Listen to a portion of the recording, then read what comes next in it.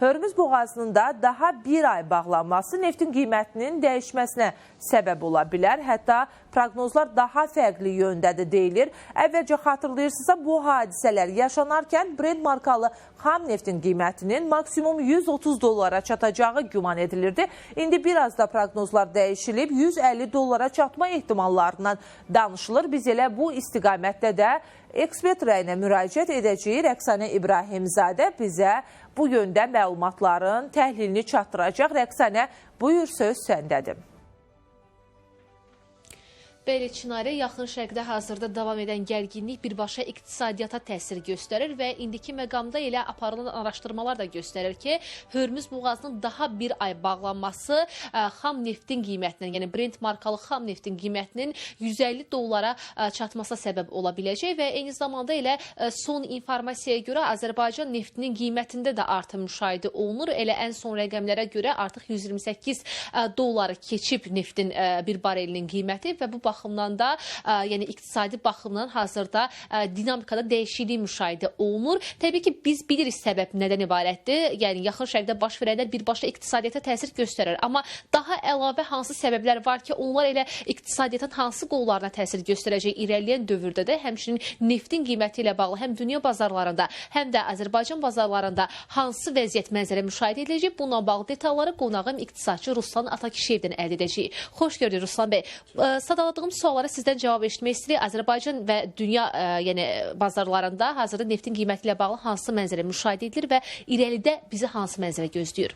Yəni bilirsiniz ki, yəni son vəziyyətə görə Azərbaycan Brent olan xam neftin qiyməti yəni 125 dollara artıq yəni yaxınlaşır. O cümlədən də müxtəlif, yəni belə deyək ki, versiyalar var ki, yəni bu münaqişə davam etdikcə neftin qiyməti 150 dollardan, hətta bəzi halda biz görürdük ki, İran rəsmiləri də bildirdilər ki, 200 dolları da belə deyək ki, görə biləcəkdir.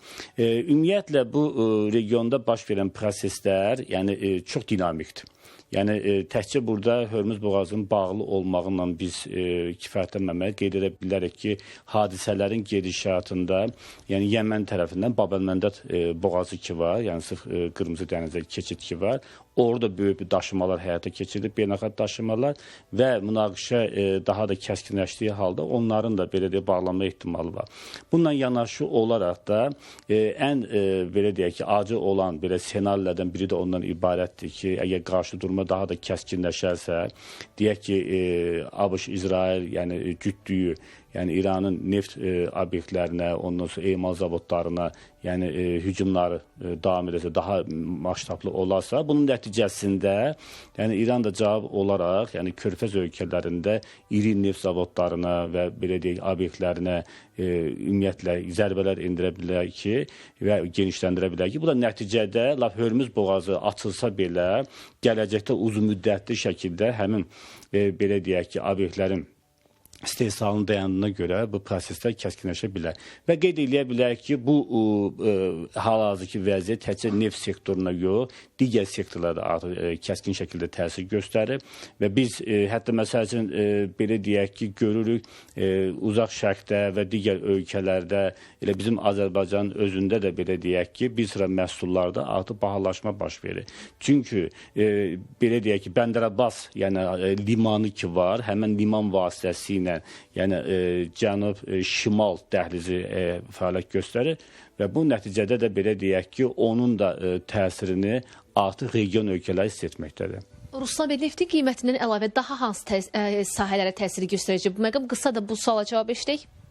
Bəli, yan təsir daha çox, məsələn, belə deyək də, yəni ki, ölkələr Hindistandan, Çindən, yəni Avropa, biz kimi ölkə, nə ki, məhsullar alırıq. Yəni, bu iqtisadiyyatın bütün digər sahələrini hədə bilər. Bu da qida sektorudur, quru meyvələr sahəsidir, ondan sonra mebel sənayesi üçün belə deyək, aksesuarlardır, yəni xam maldır. Yəni İranın özündən məsələn bizə deyək ki, boya sektorunda xam mallar istifadə olunur, əlavələr istifadə olunur, şüşə istehsalı sahəsi. Müxtəlif yəni ki, sahələrin hamısına bir domino effektinə artıq təsir göstərir və bu gərginləşmə davam etdikcə biz bunun daha da dərinləşməsini hiss edə biləcəyik. Təşəkkür edirəm ətraflı informasiyaları bizimlə paylaşdığınız üçün. Bəli, elə aydın oldu ki, Yaxın Şərqdə baş verən hazırki davam edən müharibə məhz iqtisadiyyatın müxtəlif qollarına və təbii ki, neft ixrac idxalı da burada prioritetdir. Bu məqamlara mütləq şəkildə təsir göstərir və həm Azərbaycan neftin qiymətində artım müşahidə edilir, həm də dünya bazarlarında irəliləyən dövrdə Hörmüz boğazına daha da bir ay əlavə bağlı qalması ilə bu məqam, yəni həmin hissədə gərginliyin hökm sürməsi Brent markalı neftin qiymətini $150 çatdıra bilər. Əldə etdiyimiz informasiyaları diqqətinizə çatdırmağa çalışdıq. Söz yenidən sizdədir. Təşəkkürümü bildirirəm. Ətraflı məlumatı Rəqsanə bizimlə bölüşdüyünə görə.